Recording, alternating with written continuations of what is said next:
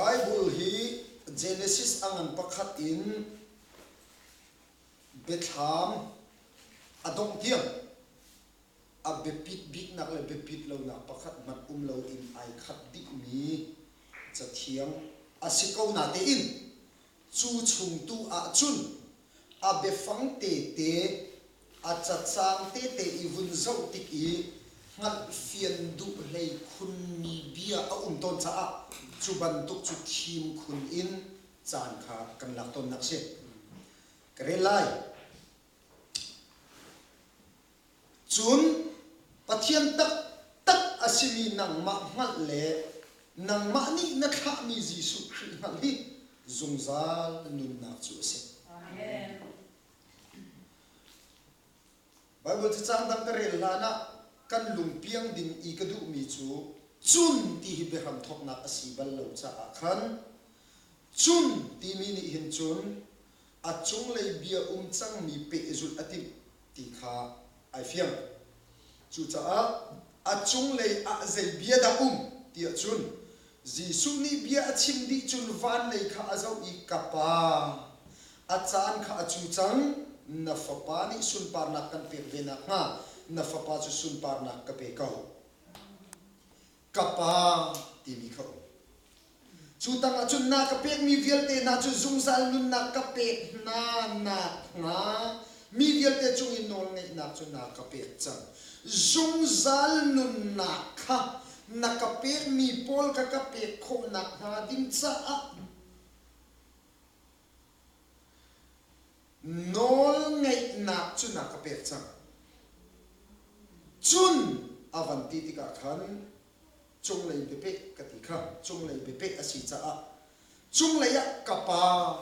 na fa pa ti a cha a khan kapa ti mi le na fa pa ti mi kan buai te lai ding mi chan dok nak lei hi pathian ni ami na sin I bia aram thun liu cha na arak ngal chia di chang cha a khan khri fa bu chu chon piak nak man lo a buai ve nak nga lo bikhi a ngal I a phuang tu pathian ni khan ni hin ni nang ma le kai ma ni chu bia chu zau than in lung fian nak kan nei khona kha ding cha a khan a chung lei I kapa ti mi le na fa pa ti mi a ruanga atang a pathian tak asini nang ma ngal le na kha mi ti kha a chin chi than chu sul lam chun hin ya kan zau ding mi si se lo abom tu dinga zo han cha kuat khat na zo han cha kuat khat na dal nga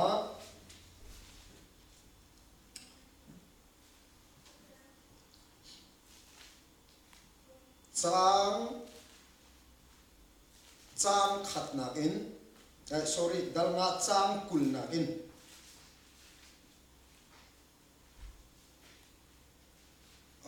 hei kuwa na in karel tu lai sao dewin volei hi apum pi in mi thalo pa kut tanga a na in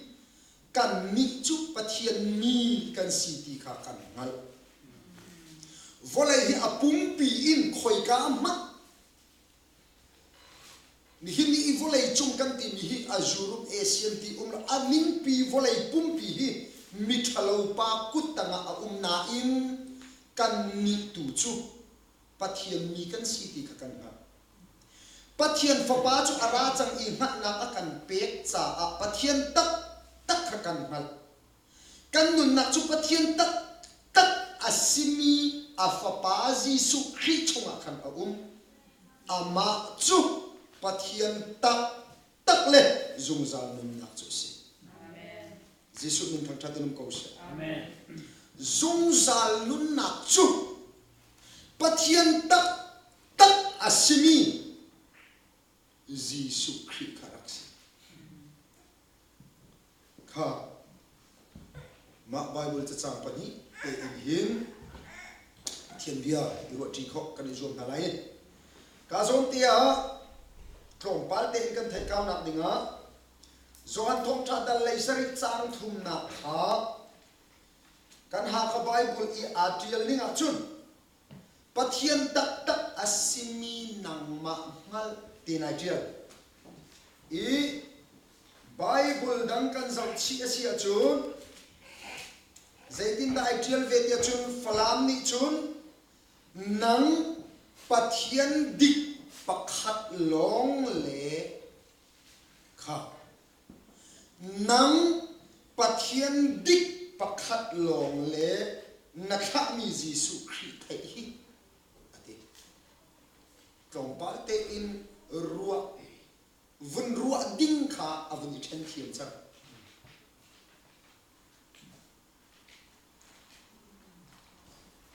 kha mizo Bible kan zau thana si zonga zaitin da ideal than tia chun hei hi chatuan nun nani nang pathian tak chau ini ziale kha amirang nan vazau asi song a the only true God only the true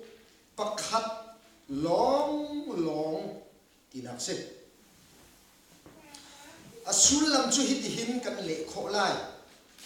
hi zung san nun nak chu si nang ma long pathian dik na si le na tha mi Jesu Christ rak ngal hi sa chun Bible ni hin zaitin da pathian hin ngal terakan tim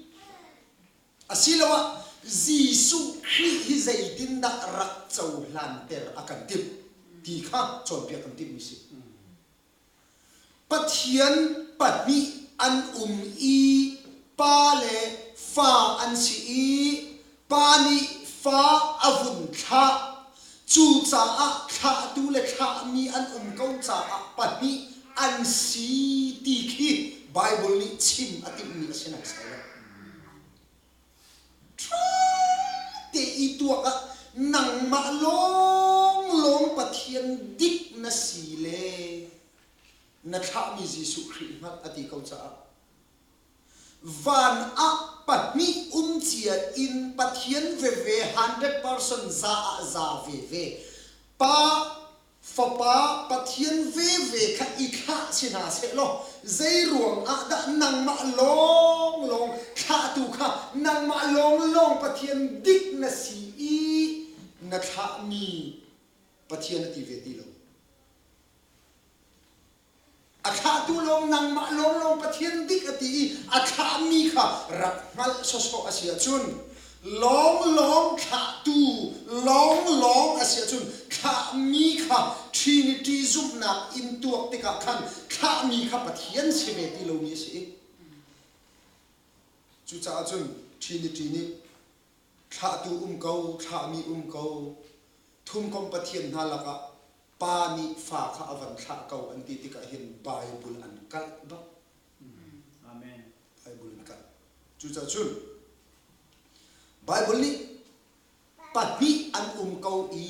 kha tu le kha mi an si hi o ti hi thai der hong kan tim se lo chu angai ti chun nan ma long pathian dik nan si le kha nan ma long milem na le ni ka le kha pa le artificial chom mi hi pathian si ve ko na man se lo dik an si kholo nan ma patni long hi pathian dik nan si le chu na lak in pakhat na tha mi rak mal hi ti ding se na natin Bible ni chu ti chun atial lo cha a ni hin ya Bible ni chon pia ka kan tu mi kha sul la ma ko ti kha rom dal khat na chang kul le chang na ka chun zaitin da ideal ti chun hiti hin Paul ni rom khwami na cha akuati chuwa chun pathian kong I beta kha li a an khen kan chimmi sarmon hi atila zoom tu nun I chon piak nun thian lim na kong zong atila din fel na kong zong atila tholom tho na kong zong atila cheu ra cheu khat pe kong zong atila khai thar pe kong zong atila ipum kong zong atilo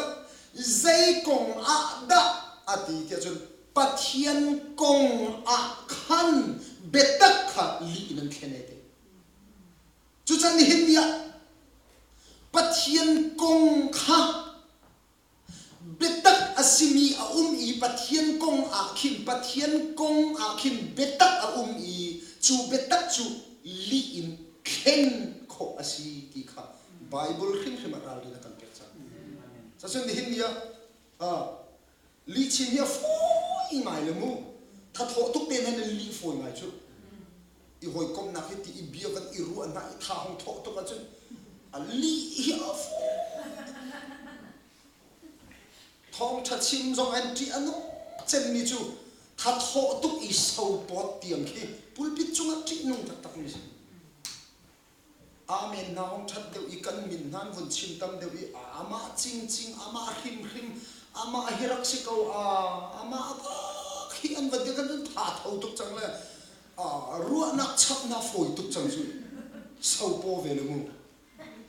cho vui tâm pi cái mà do mà chan mà sa xem bằng căn đặc dụng điều khăn cái tông này lung hiệu phim khẩu lắm chặt chun biên thar lan le bang akhen chun biên thar lan le bang akhen chun mini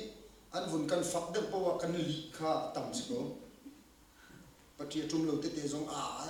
na tampor ngan ngai an te jana kan tlang fal liu chiu chun ti chot leng mang kha ruwa so chun kapal le zong hi ti tuk ngaman sela la li ter khan foi te la de phang cha chun betak kan ti mi a hin a be pi tuk mi chu zai te chun pathian kong I betak kha zai he bat khen ngam sela pathian chu pakhat kha asi jong zal ko I val ser ni in ni hin ni nang male kai ma kan zo khen tu tiang hi zan vara lai ding ni kum thong khat in jong zal in boy thut den ya thuti hel ka ding ni na suala photi var ka ding ni na thiam a chau ter I a jong zal avasi ti ma khin kan pathian kong a hin li ong kholo pathian chu pakhat kan se ko amen jisu min thang tham ko se amen mun ding mi amun ding kha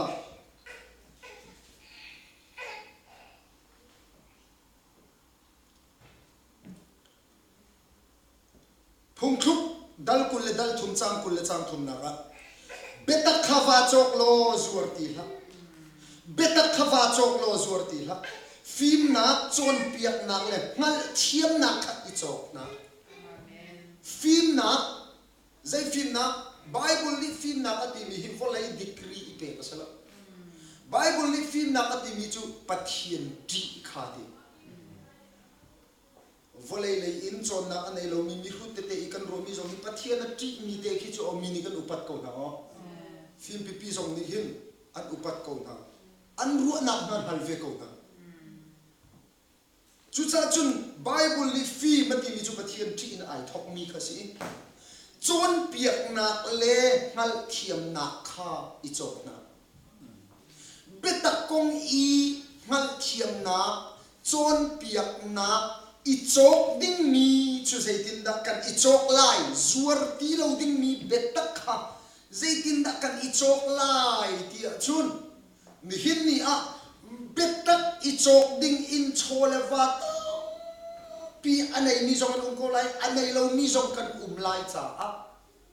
chole va I chok ding asi sual chun mir san klai lo te chole va anei lo mi ni betak an chok kho lai lo cha khan kan pathian ni hin betak I chok nak ding chole va kha achia khola chole va kha asi ter khola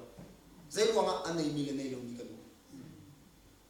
betak kan hermo kan herdi minu masimi poni betak kha amat her se jin chole vai chok ding se lo ai chok kholo ding mi kan cha khan zaitin da kan I chok lai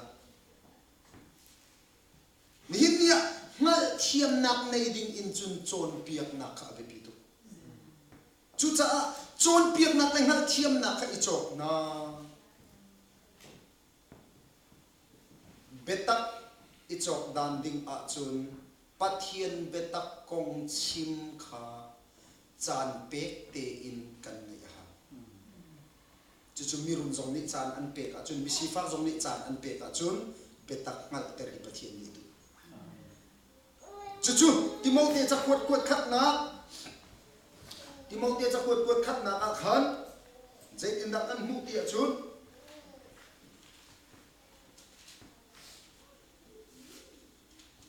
angan pani kwat khat na angan pani ame ka thum pali mi vial te ni khap na mu na se ti le betak khangal na se ti adu mi pathian kan kham tu ni hi thil tha he adu mi se chu cha chu mi vial te ni betak khangal na se ti kha pathian ni adu cha nang ma le kai ma ni kan ngal kho na ka ding cha chun zeida kan tu lai betak chu zeitin da kan i chok lai ti chun phai sain kan cho lai lo suin kan cho lai lo ngunin kan cho lai lo betak i chok nak ding a pathian kong i betak kha ngal kan si kho na ka ding cha chun chan tu in kan chok a hawi chan pe a haw pathian hi chan kan pe a haw minung na cha jong chan kan pe ton ban tu ten pathian sang hi chan kan pe we haw chu kan pe mi chan chung a chun chon piak na in kan sina ai phuang ding ni cho ho da silai pathian silai chu chu zaitin da kan mu tia chun ti hin kan mu kha Thesalon cha kwat khat nak dal nga chang lei kwa a khan thiang kharau ka don la u phung chim kha zai rel lo in la u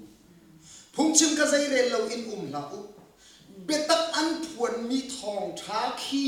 zai rel lo in phung a selo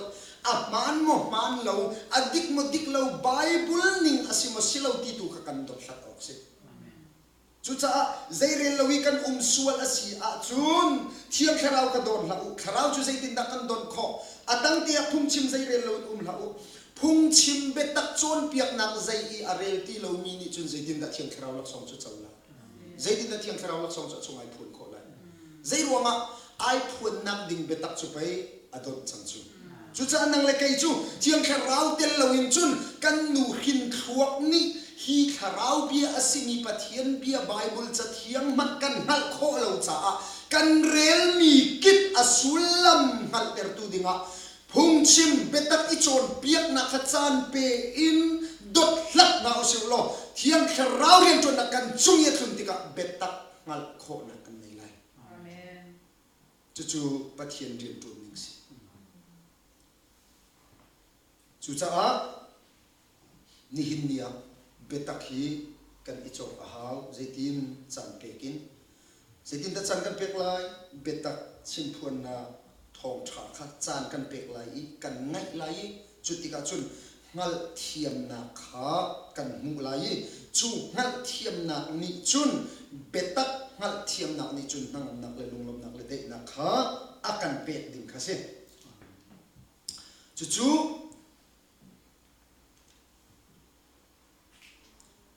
phung khuk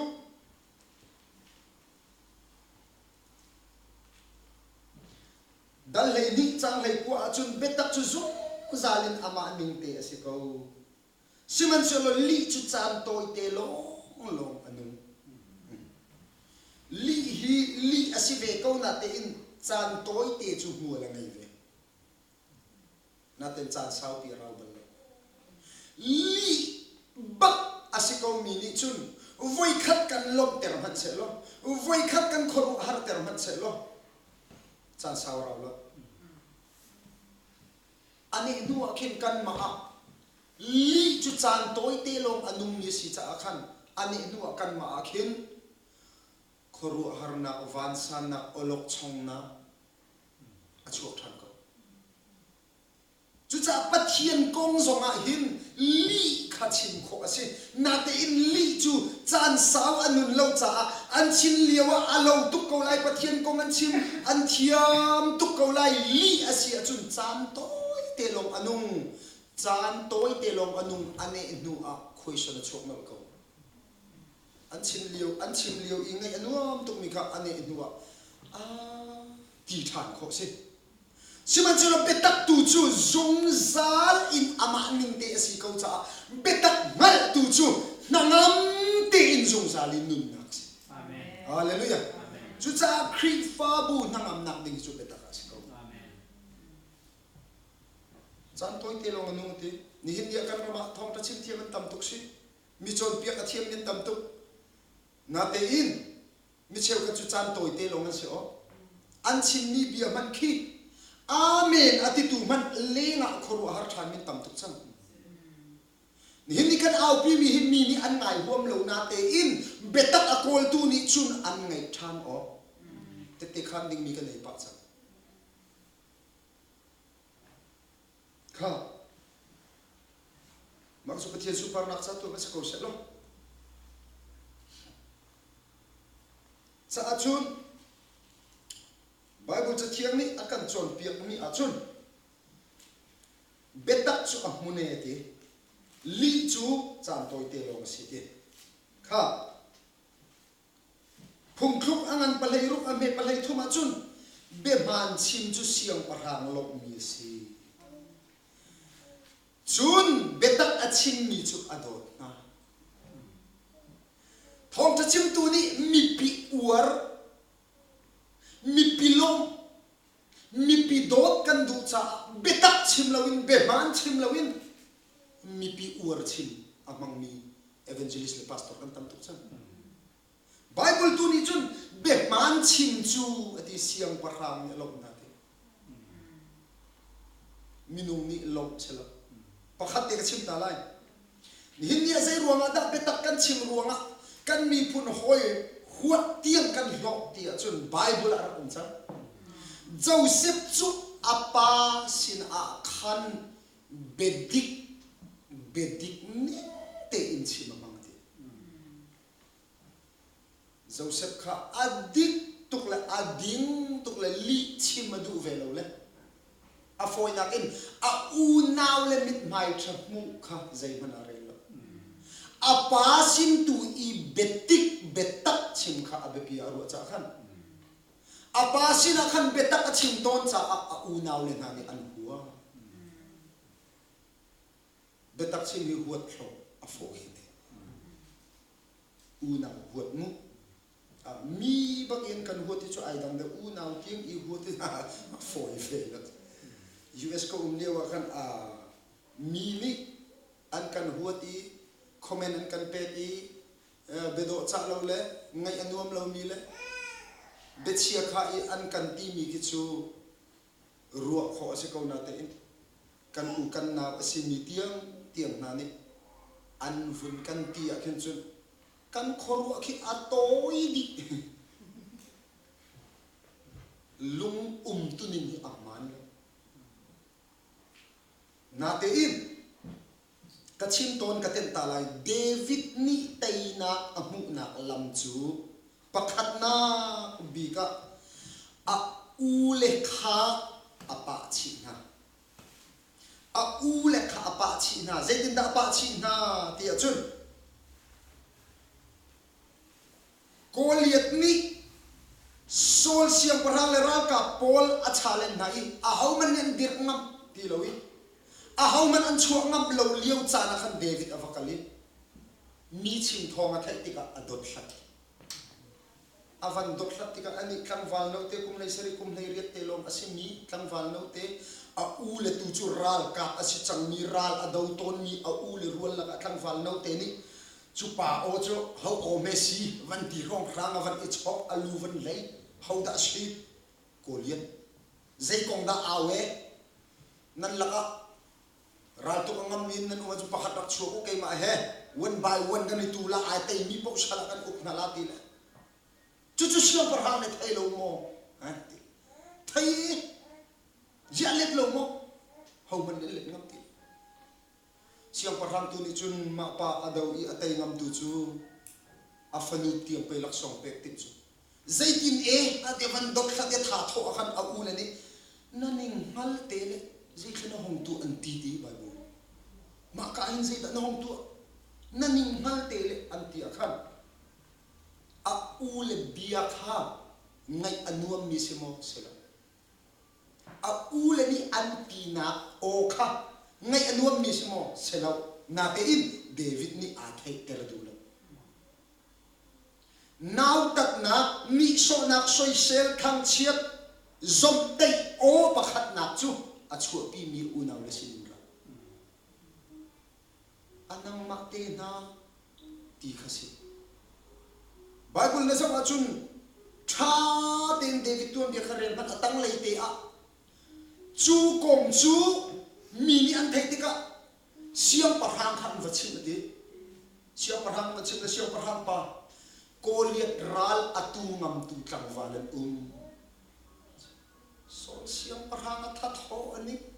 ati tuk mi pa tuk angam tu aram chong tlang val van cha thanum tuk so van huyu ho da si ho ril mal da si la tin la an van huai le mai hong dir chu nge Bible ka zau matu kan ha kha hola chun nang ma ni hin nadir on kholai lo nang chu tlang wal lo te na si ani chu ral kap chan sa pi ral atu chang ni si mi zau Bible ka to kalu ma fiang kun nang em chuan i bei thei lo wang a siang parang lunga dong di hai angam tuan oman ti a tha thonin chu fa au ti se an von au le ban zau ba ka chen nang em chuan ti chu nang ni hin chun na tu khola lo a ti se ma chu chim ning do si mo te chun nang ni chun ti khi chu si se lo zam fa o ki sin ha nang em chuan ti chu zai he da ai khat ti chun zai rel anang ma rai ta ni hin chun na dir la lo ti khi se patni na chu siam parhang o kadir khola patni a unaw le o siam parhang o apathum na avadir mi koliat mi khan hauril malda kai ma akadir on ngam tu an mi thong chu si ha o ti rak na lewa hong choi le tu khal tlang wal lo te sin ui chaw ma na really fungi na ka fu no koliat o zong kha mi so thang lam o tho tho si na te in David ni chu mi so khang lam zai re lo na o ule now in siang parang in aral pasin in amu nu akhan achin ni bia chu zai da chin te chun nang ni chun na fai kol le na fai na le na vai nam he na ka chu no i kai tu ni chun na zom te i na ser sat ni Israel mi na pathian he kan chu amen Jisu mi thang ko se amen khoi ka po a hin Jisu he si se lo kan lam thuam ko amen har nak ton lo se lo har nak tai nak tu se amen pathian mi thang ko se amen David ni pathian he chu no ruanga foi te na tai lai ti kha se lo sina ten mi zai ban tu si mana a chu no na kha pathian he si cha ate kan ni song ni hin zai thil po kan chu no tika kan hei ton tika kan dil on tika pathian he si se lo a foi se lai lo a foi lo se lai lo kan dei ko la amen pathian ni thang ko se amen chu cha chun ni hin nia betak chu ral tha te in pathian konga chun betak chu kan dir pi lai kan ma kan ni zau lai lo kan ma long kan kal lai lo kan ma long kan chim fon lai lo betak asin ni pathian he asia chun mi ni adong na ka andot hlap than ko lai kha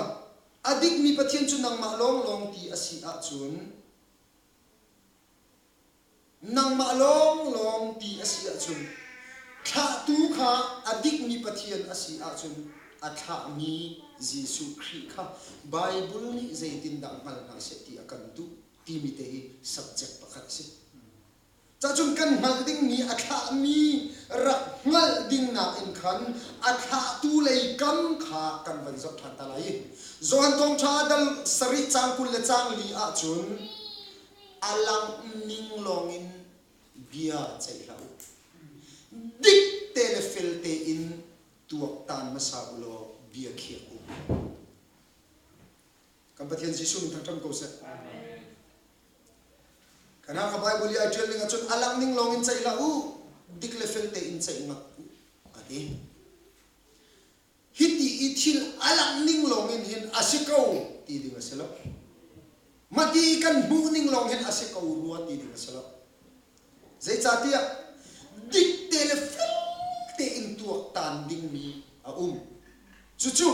volai le thila chun alang ning long in kan zau ko lai hi chu akalar ko war lo hi tu hi akalar ko war de tia akalar te na hi ka alang ning in kan thim ko na lai na te in pathian kong tu a chun bible cha thiang pathian kong tu a chun alang ning in bia cha o ka thalo wi be khi o ka thalo zaida asulam ti kha dik tel fel te tu in tuak tan ta huwa khan be cha nak ngai chu Giêsu ni kan cha ni se chu cha bible ni hin pathian kong a hin bible ni hin pathian kong a hin thum kom in mo achim ton ama long ti in da achim ton ti tu jing chana pakhat nak pi ka khoi ka bible cha chang man hi zau usu lo pathian chu thum kom asi ti hi chang khat man kan pathian Giêsu min thang ko se amen khoi ka bible cha chang man Genesis anan pakhatin a bekham adong tiang hi te irel di tika pathian chu thum kom a kom mi pathian si ti hi chang khat man arak la bible le kan chon piak ning a chun pathian chu ama long adik mi pathian chu ama long ti silo sele kai ma long ti tu hi pathian ni nung na ngal ter kan tim zum zal mi bible cha thian tu si Giêsu min thang ko se amen chu cha chun ni hin ya kan rama chon piak na tam tu chang kan ral ri na ha pathian kan zu kan biak kan thang that na ko ma kan lunga tuai tam tir tu online zonga chon piak na tam tu kan the cha tra ten di hi kan ral ri lo si chu aralai ding mitik chu chana kan zoom na khi vai vun khok si bible ni ral rin na kan pek chang mi ni a b c minung fin thiam na betchim hol rel thiam nak mang in an in lak sur hala chu chan hin ya zoom na konga chim gudu mi chu bible li hin pathian kong hi 3 person thum kom in mo zoom terakan tim silawa only one ama long pakhat long inda tikha zoom terakan tim tikha pakhat in mo zoom terakan tim pakhat nak tam pani in mo pani nak tam pathum inda Timote chakwat pakhat na dal ni changa Timote chakwat pakhat na dal ni changa achun pathian chu pakhat long si Hallelujah. Pathian chu pakhat long asi pathian le minung kara rem nak ser tu chu minung khi Giêsu long asi amen Giêsu min thang ko se amen cha achun pathian chu pakhat long asi ti bible ni kan chon piak ning asi cha kan ni chun bible ni pathian chu pakhat long asi ati liau cha na chu pakhat long asi mi achun pathuman kau ti chu kan chin lai la zai ruanga kan ruwa na hi betak a khantil o athalo zai ruanga kan ruwa na chu minung ruwa na asi bible cha thiang chu tharau simi pathian bia asi cha a minung ruwa na le tharau simi pathian bia kha so thomasela Giêsu min thang ko se amen chu cha chun bible li chun thum kom ti in pathian kong hi pai man achim lo an sirua ti kho mi tu hi mun tam pi a tu se an si ko ruwa ti hi se ka tham lai na fb a khan cha ka tel to ni zu pi si ni an ti ruwa kan ti na le ti hin ka cha ka tel le an lu pi ang lu le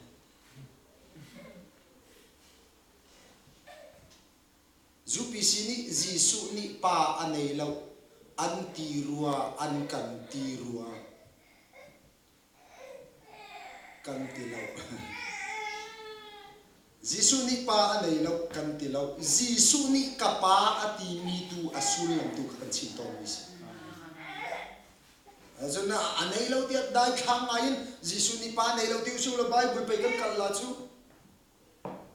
cha chun pa anei mi asul lam tu kan ha tak tak chun Jisu pa dir muni adir khom mi tam mai yo pakhat na ka Joseph pakhat na pani na ka David pathum na ka pathian sele au da original che au da apa au da apa si mana pathum la ka hin a hau khin chen da si kun Bible a hing tu ti na um chu cha asul la manai mi cha thiang tu kha si ta chun na phun tam pi in pathian kong hi chi ma si cha minung lung thin piang ding in chu ta chun na cha asul la